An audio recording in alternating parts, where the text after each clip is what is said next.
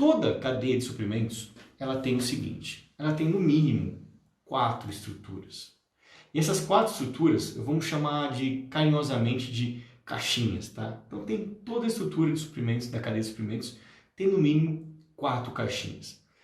Bom, pensa no seguinte, pensa no desenho de um fluxo, né? De um macroprocesso. O processo ele tem o quê? Tem várias caixinhas, certo? Bom, a cadeia de suprimentos é exatamente isso.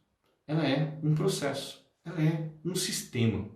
Um sistema com várias caixinhas ligadas em uma determinada sequência. Vamos começar para você entender como é que funciona tudo isso e você começar a perceber as oportunidades que você tem de carreira na logística. Vamos começar colocando primeiro a primeira caixinha em todo esse processo, nesse sistema. Vamos colocar uma caixa bem no centro. E essa caixa central nós vamos chamar de produção. Bom, então visualiza aí que tem uma caixinha no centro chamada produção. E uma outra caixinha anterior a essa chamada fornecedor. Bom, e logo depois, após aquela caixinha chamada produção, você vai ter uma outra caixinha chamada distribuição. E após a distribuição, uma caixinha chamada cliente. Bom, como você pode ver, para que o cliente receba um produto, ele está lá no final do processo. E antes dele conseguir receber esse produto, antes teve o quê? A distribuição do produto acabado, teve transporte, teve armazenagem, teve a fabricação na etapa de produção, que precisou do quê? De matéria-prima, de insumos dos fornecedores. Isso tudo que eu te expliquei aqui agora é uma simplificação de uma cadeia de suprimentos. E para você deixar ela mais complexa, o que você faz nesse processo? É só você adicionar mais fornecedores, mais clientes, mais produtos, mais armazéns intermediários, centros de distribuição, terminais portuários, aeroportos, pontos de redespacho. Cada vez que você adiciona esses itens que eu comentei, essa sua cadeia de suprimentos vai ficando cada vez mais complexa.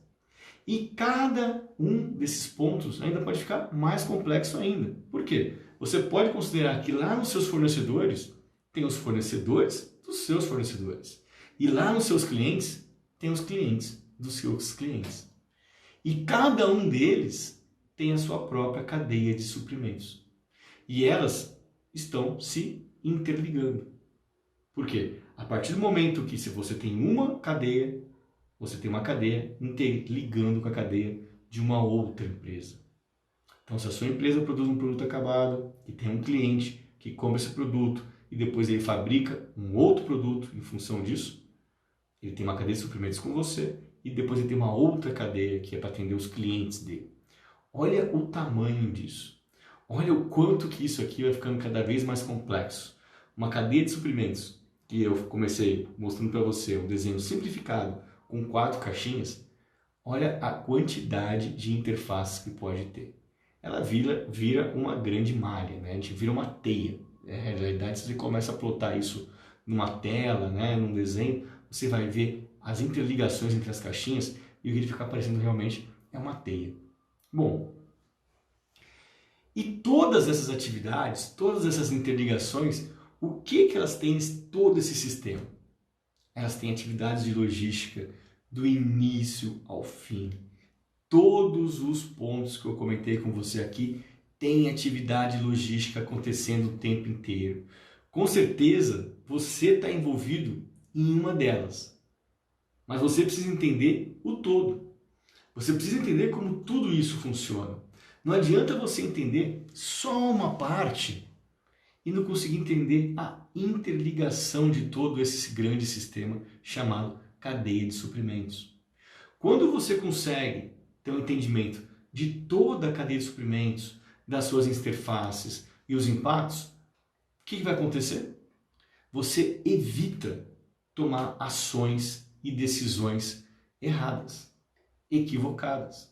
Por quê? Porque você consegue entender as ações e decisões que podem ser boas para a sua área, mas podem atrapalhar e muito outras áreas, porque você consegue ter a percepção do todo. Isso é um grande diferencial de um profissional. E quando você começa a ter esse tipo de percepção, quando você começa a ter esse tipo de visão, você cria uma visão sistêmica da cadeia de suprimentos.